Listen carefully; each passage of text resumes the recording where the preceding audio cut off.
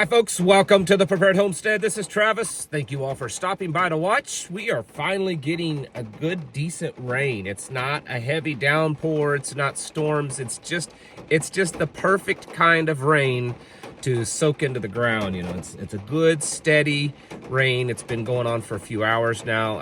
Hey, I'd be happy if it did this all night long, because while we're certainly not like drought levels or anything, we're just a little shy on what we've needed for rain so far this spring. So this kind of rain is exactly what we've needed.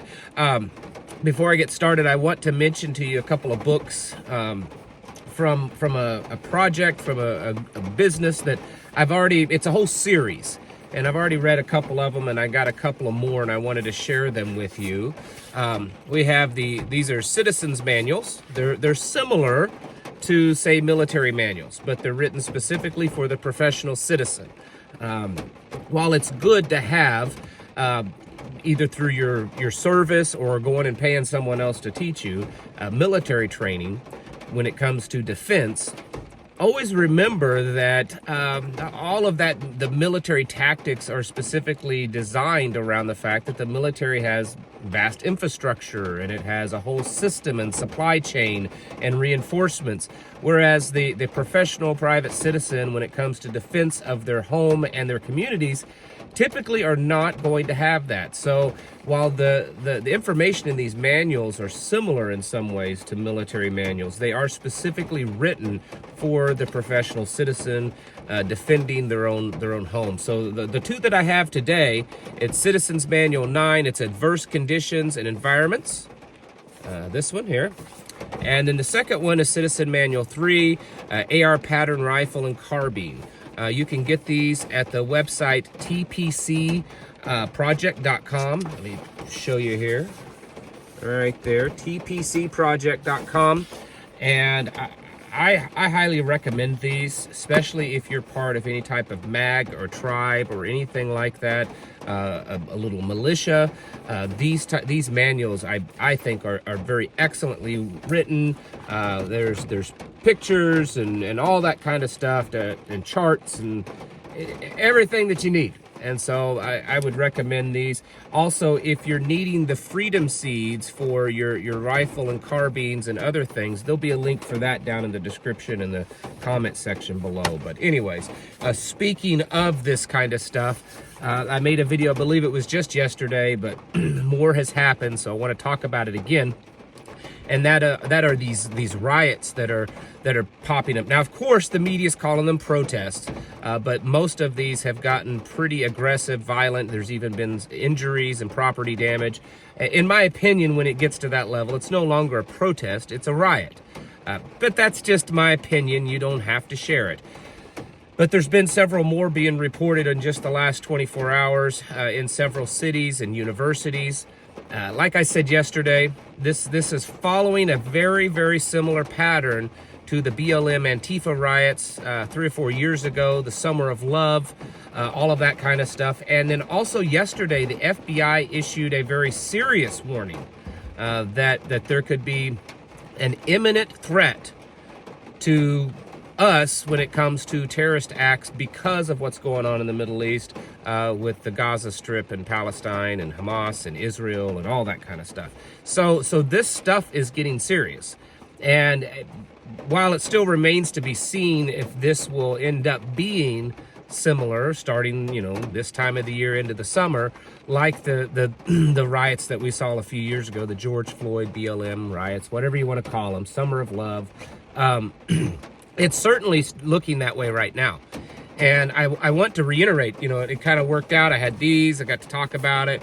The freedom seeds, if you need to purchase any of those, and other things like that you should probably be getting kind of ready, because this is something that can easily directly affect you. Maybe the things going on in Russia and Ukraine don't necessarily directly affect you right now, or even the Middle East.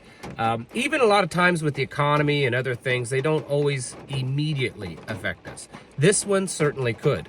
Like I said, it's already happened in multiple cities, and you never know. It may end up in a city where you live. And especially if this starts really spreading. And that's something that we need to be aware of, and you need to be just preparing for that. I talked about, I believe it was yesterday, about, keeping your head on a swivel, being aware your operational security, and your, situational awareness for yourself, your home, your community, whatever it is, because this kind of stuff can certainly start affecting you. If you are, I know many of my listeners, not all of you, so this may not apply to everyone, obviously, but many of my listeners are of the Torah observant belief. Maybe you refer to yourself as Hebrew roots or Messianic. A lot of these protests and riots, the people may view you as a target. Regardless of what your opinions are of what's going on in the Middle East right now, that's irrelevant. You look like you could be a target, very possibly, and so you need to be aware of that. You need to be just, depending on where you live. I mean, if you live out like where I live, the odds are of something like this affecting you are really low. Not zero, but low.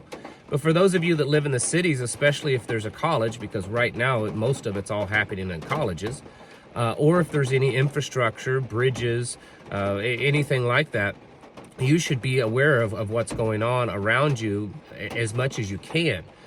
Being aware of groups that could be in your area. Do you see groups like this already, showing up at different events, holding up signs, things like that? Could it expand? Could it grow? Could all of a sudden a much larger protest erupt in your area? These are things that you need to do your best to keep your eyes on. Now, I understand you're not going to be able to know everything. You're not going to be able to make all these predictions, but this is part of keeping your head on a swivel. This is part of situational awareness.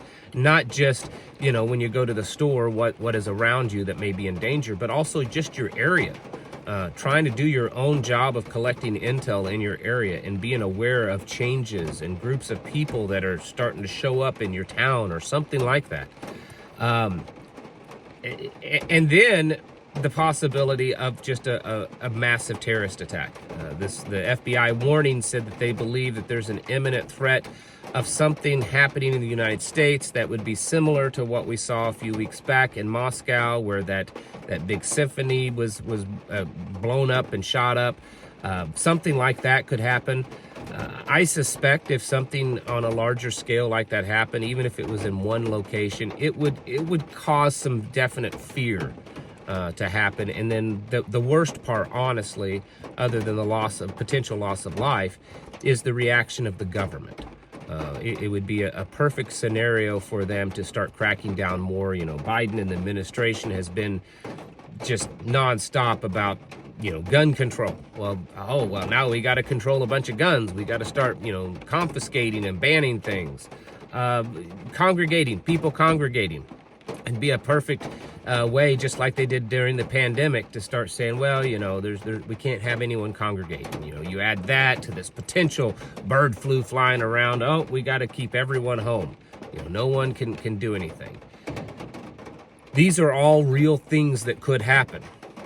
And as we're watching more and more of these protests and riots erupt, and just the divisiveness and the whole sentiment in the American people become more angry and elevated, and well, it's quite possible you could probably see stuff happening near you, depending on where you live. So we need to be prepared for that. Even if things happen on a growing scale that aren't around you necessarily, like geographically near you, it could affect supply chains, it could affect the grid, all sorts of stuff, communication lines, all kinds of things could certainly be affected because of this. Similar to back during the BLM riots, but I would guess probably worse. They've learned a lot, they've gotten more organized, and there's a lot of illegals that's come across the border that would certainly sympathize with these groups. So it's not a doom and gloom message, it's just a warning that you should probably keep yourself on your toes about this over the next few weeks. Just in the last few days, it's grown quite a bit. So in the next few days, the next few weeks, we could certainly start seeing more and more of this. And I suggest very strongly that you prepare for that. You prepare physically through make sure that you have, your freedom seeds if you need to defend yourself, the tools that those freedom seeds go in, food, water, the ability, if need be, to kind of lock yourself down in your home for a few days, secure yourself, or to, if it's part of your plan, to bug out, to go without electricity, to not be able to go to the store or the gas station because the violent level is too high, or because the system has been taken out because of a particular attack. All of these things are well within the possibility of what could happen. And you need to be preparing for that, I would say, very actively right now. It does still look like it's on the beginning end of this, like it's just kind of getting started, so there may be some time, or it could fizzle out. But it's also well within the realm of possibility that this start getting bigger and bigger to where it's more of a nationwide problem that's affecting multiple places. And so this is not something to just sit by idly and ignore. We need to be actively preparing for this all the time. And speaking with your spouse, your children, your tribe, your team, your mag, whatever you call yourselves, and start working on some plans. And if you already have plans, revisiting those, kind of, adjusting them as needed, because it does appear that things are growing in this area. Folks, this is not the time to be sitting around doing nothing. You want to do something, you want to make some changes, you want to be prepared. Well, you're going to have to start by first getting up off the couch to do that. It's time to get your houses in order and to prepare yourselves mentally, physically, and spiritually. Thanks for watching, and I'll catch you in the next video.